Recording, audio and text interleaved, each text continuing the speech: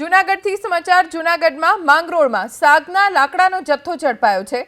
Forest વિભાગે સાગના લાકડા ભરેલા 2 વાહનો સાથે 5 લોકોની સામે કાર્યવાહી કરી। ફોરેસ્ટ વિભાગે જવાબદારોને 1.20 લાખનો દંડ ફટકાર્યો।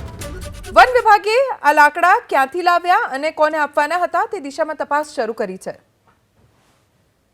વધુ જાણકારી અમારા સંવાદદાતા પ્રતિક પંડ્યા પાસેથી પ્રાપ્ત કરીશું।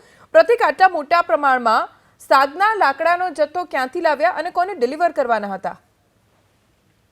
બિલકુલ, માંગરોળના કામના ચોકડી પાસેનો આ બનાવ છે। વન વિભાગ દ્વારા અહીં કાર્યવાહી કરાઈ હતી। ગત રાતના સમયે આ કાર્યવાહી કરવામાં આવી હતી। વન વિભાગને ચોક્કસ બાતમી મળેલ કે અહીં આ વિસ્તારમાંથી 2 વાહનમાં ગેરકાયદેસર રીતે સાગના લાકડાનો મોટા પ્રમાણમાં જથ્થો લઈ જવામાં આવી રહ્યો છે, જેને લઈને વન વિભાગ દ્વારા કાર્યવાહી કરી 5 ઈસમોને ઝડપી પાડ્યા હતા।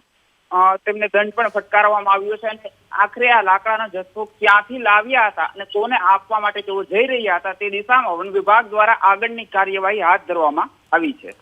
આભાર પ્રતિક, જાણકારી આપવા માટે।